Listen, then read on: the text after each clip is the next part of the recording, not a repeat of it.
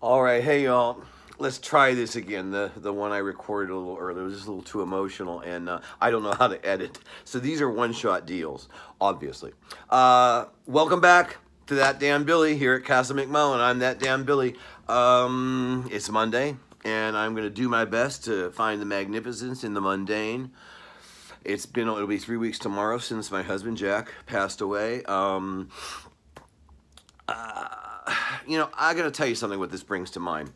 Scarlett O'Hara, who most of us, if we read Gone with the Wind or seen the movie or whatnot, Scarlett O'Hara is probably one of the most misunderstood characters in literature. To me, personally, because we have been, well, culturally, we've come to see her as this nitwit that's just, oh, tomorrow's another day, and I'll procrastinate and whatnot. And, but if you really, really read the book, and study the character development, which is very, very refined. Margaret Mitchell was a kook, and she only kind of wrote the one book, but the character development in it is just amazing. I mean, as a person that likes to write, I should be so lucky. But Scarlett O'Hara was not the patron saint of procrastinators, not at all. Scarlett O'Hara pretty much embodied the what do they call it, the serenity prayer? Grant me the serenity to accept the things I cannot change, the courage to change the things I can, and the wisdom to know the difference. Scarlett O'Hara pretty much embodied that. It was not that she said, like, oh, tomorrow. No, it's like, okay, there's nothing I can do about that today. Okay? I'm going to be serene. I'm going to accept that there's nothing I can do about that today. But tomorrow, perhaps, I'll be able to change that situation.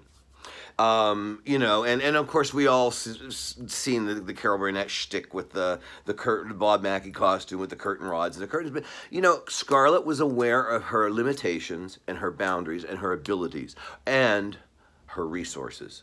I heard something, it's not about your source, it's about your resourcefulness. So she was resourceful. If she had to take the curtains down, or her mother's portieres, or whatever they're called, curtains down to make herself a dress to try to woo Rhett Butler, then that was what she was going to do. That was her resource, and she was using it, and her whatever feminine wiles. Now, as a gay man today, in this age, I'm not trying to identify with a heroine, some tragic heroine of a, gothic romance or antebellum or Civil War novel. That's not, that day of like, oh my God, I love Judy. I'm not, we're not that people anymore. Gay men of my age, of course, remember that and identify with that, but things are so much different today. It's not like we shroud our lives in secret and everything, and I identify with these tremendously tragic heroines played by Susan Hayward and Betty Davis. And oh, Susan Hayward, was she the queen of cheese? Love Susan Wayward. I gotta live. Anyway, no, I want to live. She was playing fast-living party girl Babs Johnson. God, one of my favorites.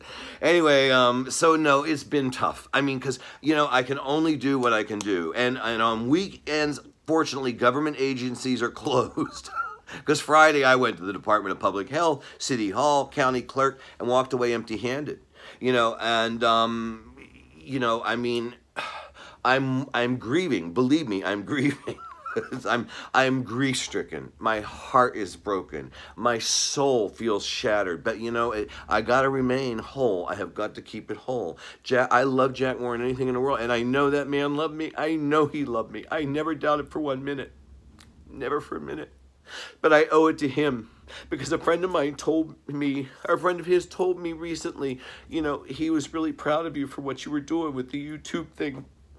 And that means a lot to me, because I never felt like Jack ignored me. I mean, he spoiled me rotten. He spoiled me rotten, like, made sure, but, like, he also was a compulsive shopper and spender, and has left enough debt that, oh my, I mean, like, we're going to go into it. I can't even think. That's one of those things I just can't think about it until tomorrow. I can't think about it until tomorrow. I got to find an attorney.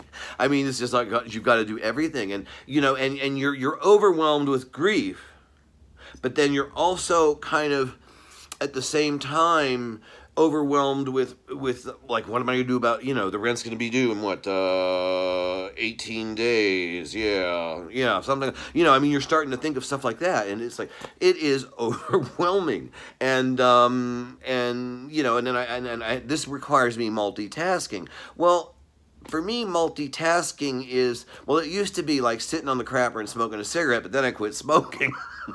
But multitasking, I don't even masturbate. I get somebody to do it for me. Anyway, yeah, well, at my age, the reason I don't masturbate, honestly, at my age, I want a witness. If something's going to happen, I want someone there to sign off on it. Anyway, so that's it. It's Magnificent Monday. I'm doing the best I can. The cats are, they miss Jack. It's so obvious, but you know, they seem to be coming around a little, and I got to look for a roommate, and we'll talk soon. How about let's make this maybe a Monday, Wednesday, Friday thing, and please, whatever you do, just find whoever it is you love, or whatever it is you love, just tell them so. Just hold them and tell them so. Parent, partner, you know, I've lost my best friend. I really have lost so much.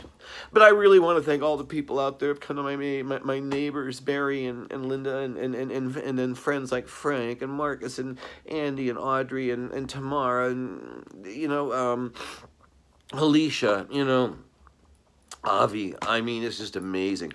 So, you know, people are good. People are good. Keep that in mind. People are good. And I love you. We'll talk soon. Bye.